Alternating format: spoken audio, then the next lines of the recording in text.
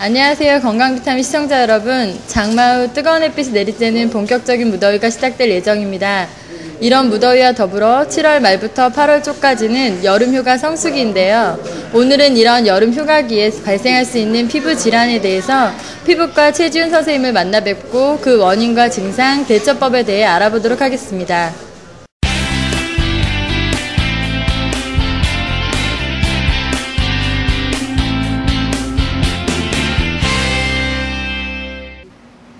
안녕하세요, 선생님.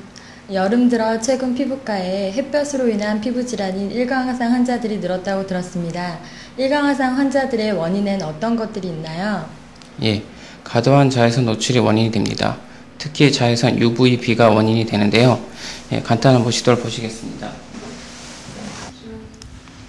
예, 피부는 크게 표피, 진피, 피하지방층 세 부분으로 구성되어 있고요. 진피는 혈관 등의 피부 부속기들로 구성되어 있습니다.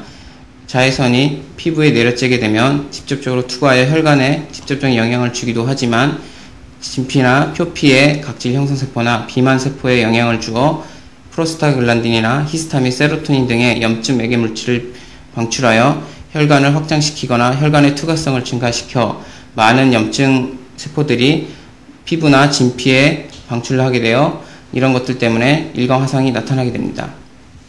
네, 그렇군요. 과도한 자외선 노출이 그 원인이 되는군요. 그럼 이런 일광화상의 증상에는 어떤 것들이 있는지 알아보도록 하겠습니다.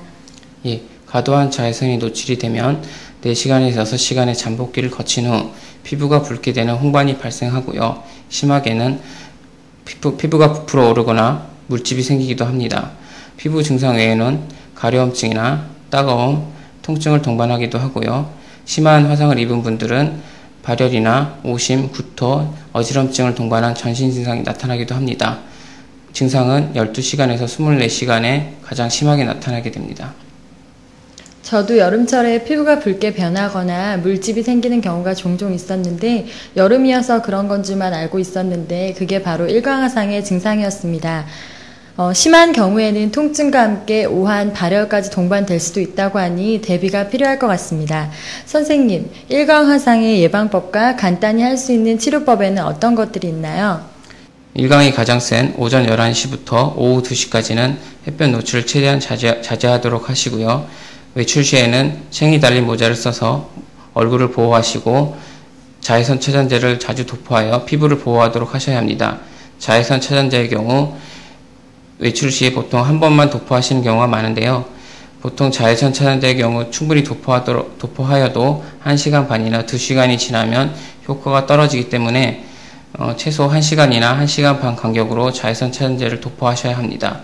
특히 강가나 바닷가 같이 물이나 모래가 많은 곳은 물이나 모래 때문에 햇빛이 반사되어 더 일광화상을 입기 쉽고 고도가 높은 곳도 일광화상에 더 쉽게 노출되게 됩니다. 선생님, 자세한 설명 감사드립니다. 그럼 이런 일광화상 이외에 햇볕으로 인한 피부 질환인 햇볕 알레르기가 있다고 하는데요. 그 원인과 증상 그리고 대처 방법에 대해서 알려주시겠습니까? 예, 햇볕 알레르기는 일광 두드러기나 강 알레르기 피부염 같은 질환들이 있고요. 일광화상은 모든 사람에게 나타나는 정상적인 피부 반응인데 비해 이런 질환들은 햇볕에 의한 알레르기 반응입니다. 즉 모든 사람들한테 나타나지 않고 일부분 알레르기 피부염이 있는 분들한테만 나타나는 질환이고요. 일광화상이 한여름에 많이 나타나는 데 비해 햇볕 알레르기는 늦은 봄이나 초여름 같이 햇볕을 잘 노출되지 않는 부위에 갑자기 햇볕을 노출되게 되는 팔이나 목 부위 등의 피부 병변이 발생함으로써 나타나게 됩니다. 이런 증상들이 발생했을 때에는 피부과 외래를 방문하셔서 정확한 진단을 받고 그에 따른 치료를 받으셔야 됩니다. 잘 알겠습니다. 친절하고 자세한 설명 정말 감사드립니다.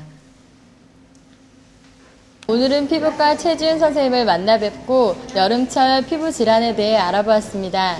과도한 햇볕 노출을 피하고 일광이 가장 센 오전 11시부터 오후 2시까지는 외출을 삼가시는 게 좋겠습니다.